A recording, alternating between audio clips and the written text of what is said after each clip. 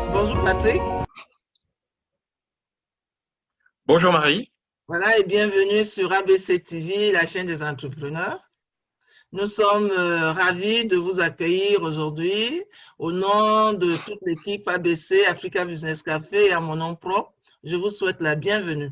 Donc aujourd'hui, vraiment vous qui nous écoutez, Patrick va partager avec nous ce qu'il sait faire. La gestion électronique du courrier et même pas que ça parce qu'il fait beaucoup de choses. Patrick, c'est un chef d'entreprise ici en France, un Français, mais qui aime partager ce qu'il sait faire. Je ne vous dirai pas comment je connais Patrick, mais c'est aussi ça la force de l'entrepreneuriat. Donc aujourd'hui, écoutons Patrick qui nous dira qui il est, ce qu'il fait, ce que c'est Pictorus et pourquoi nous tous aujourd'hui dans nos administrations, dans nos sociétés, dans nos projets que parfois nous croyons très petits, nous avons besoin de Pictorus. Patrice, à vous la parole. Merci. Bonjour Marie. Bonjour. Bonjour à tous et à toutes. Donc, je me présente, je suis Patrick Barental et donc je suis surtout le créateur de ces logiciels et c'est moi qui pilote l'équipe de développement. Donc, ça va faire plus de 20 ans que je fais de la gestion électronique de documents parce qu'en fait, aujourd'hui, les gens ont des ordinateurs de grosse capacité aujourd'hui puisque le moindre ordinateur, c'est 1 téraoctet. Et en fait, aujourd'hui, on classe les documents, mais le problème, c'est pas de les ranger, c'est surtout de les retrouver, puisque chaque personne, en plus, a souvent son propre système d'arborescence. Donc, en fait, l'intérêt de ces logiciels et de la famille des logiciels Pictorus, Pictorus est une famille de logiciels qui comporte 3 produits. Produit majeur, la gestion du courrier, qui intéresse les grandes entreprises, les administrations, les mairies. J'ai équipé beaucoup de mairies, d'accord. Et j'ai équipé beaucoup de gens dans les pays africains, justement.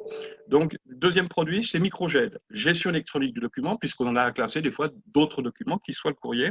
Et donc, le succès de ce logiciel, c'est sa facilité d'utilisation. J'ai reproduit ce que vous avez dans votre bureau. C'est une armoire, un rayon, un dossier. Et quand on classe un document, on va le retrouver par un mot. Troisième logiciel, c'est la CRM. Donc, CRM, c'est la gestion de la relation client. Lorsque j'ai un client, et en fonction de ce type de client, je vais classer l'armoire, le rayon et le dossier. Et quand je vais, par exemple, si je crée un dossier Marie, un client Marie, je vais créer des dossiers qui sont devis, commande, facture. Quand j'ai un devis, je scanne le devis, il sera classé. Quand je veux retrouver le document, c'est très simple. Il suffit que je dise Marie et devis et le document va m'apparaître à l'écran. Le succès de ces logiciels, puisque ça fait plus de 20 ans qu'ils sont développés, qui sont mis à jour tous les ans, j'ai à peu près une mise à jour par an, c'est facilité d'utilisation. Si on prend l'exemple du courrier, dans le courrier, j'ai bannette arrivée, bannette départ. Quand je reçois un courrier, je scanne le courrier, je le mets dans la bannette arrivée, et dans la bannette arrivée, je vais me donner le nom du contact, le type de courrier, puisqu'en fonction du type du courrier, je vais gérer les délais de réponse, et après, l'objet du courrier. Et je peux retrouver un courrier simplement sur un mot de l'objet. Voilà la facilité, Marie, de ces logiciels que tu connais. Voilà. Merci. As-tu d'autres questions? Merci beaucoup, Patrick. Je pense que c'est énorme. Et je ne peux que conseiller à toutes les administrations, comme j'ai dit tout à l'heure à l'introduction, à toutes les grandes entreprises, même les petites entreprises, parce que tout le monde en a besoin. Et également aux assistants de direction, parce que c'est pas souvent facile de prendre des notes. Donc, Patrick a prévu pour nous, pour vous, voilà cette petite touche qui nous permet d'enregistrer nos réunions et pouvoir faire aussi des rapports de qualité. Donc, voilà, donc à la suite de notre entretien avec Patrick, Patrick vous a proposé une petite vidéo que nous allons tous écouter pour maîtriser, savoir ce que c'est la gestion électronique du courrier.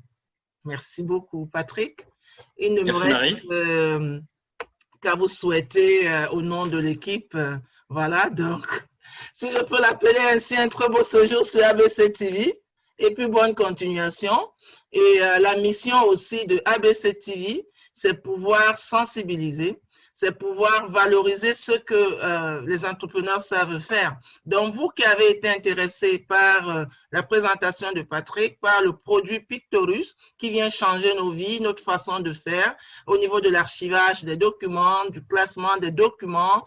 Voilà, donc n'hésitez pas à nous contacter sur ABC TV, ça peut être notre web TV, notre site web www.africabusinesscaf.com ou alors contact B2CB en un seul mot, @gmail.com, et Patrick mettra à votre disposition ce logiciel qui a déjà fait des preuves dans plusieurs pays, dans plusieurs entreprises ici en France. Pourquoi pas vous?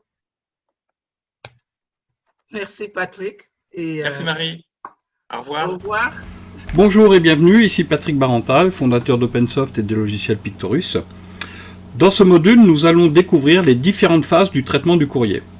La première phase commence par l'enregistrement des courriers à l'arrivée. Après avoir été ouvert et trié, on ne conserve que les courriers intéressants, c'est-à-dire on supprime les pubs et les autres documents. Les courriers vont être scannés. À noter, cette phase n'est pas obligatoire, Pictorus ne vous impose pas le scan des courriers, on peut enregistrer des courriers non scannés, mais cependant, cette phase est fortement conseillée et on découvrira dans les différents modules tous les avantages qu'apporte le fait de scanner les documents. En fait, le temps est le même que celui de faire une photocopie, mais les avantages sont énormes dans la recherche, l'archivage et surtout aussi la distribution des courriers. Voilà tout l'enjeu de la fameuse dématérialisation. Donc sur la partie droite de l'écran apparaissent tous les documents en instance de classement. La personne chargée de l'enregistrement saura donc à tout moment là où on en est dans son travail, tant que des documents, son travail d'enregistrement ne sera pas terminé. Nous allons procéder à l'enregistrement du courrier, il suffit pour cela de cliquer sur le bouton « Bannette arrivée ». Détaillons les différentes zones de l'écran. Première remarque, le document apparaît en prévisualisation à l'écran. Il suffit d'un double clic sur le document pour l'ouvrir en plein écran au travers de votre logiciel Acrobat. Pour enregistrer un courrier, il suffit de répondre à 3 questions. Qui m'a écrit? Vous avez ici la fenêtre déroulante. Il suffit de cliquer sur la flèche pour sélectionner la personne qui vous a écrit. On peut également, comme vous le voyez, voir la liste des contacts et un double clic permet de sélectionner le contact. Le deuxième champ, après le qui, c'est le quoi. Le quoi, c'est le type de document. Donc ici, vous avez une liste et cette liste, vous pourrez après la personnaliser en créant vos types de documents, de courriers. Un courrier peut être sans suite, c'est-à-dire qu'on n'a pas à y répondre, ou s'il est avec suite, on précisera ici le délai de réponse. Voilà comment fonctionne la réponse et les délais de réponse au courrier. Le champ le plus important est certainement le champ objet, car c'est à l'intérieur de ce champ que vous pourrez marquer les éléments importants sur lesquels vous rechercherez ce courrier. Par exemple ici, nous allons dire que ce courrier concerne la location d'un photocopieur.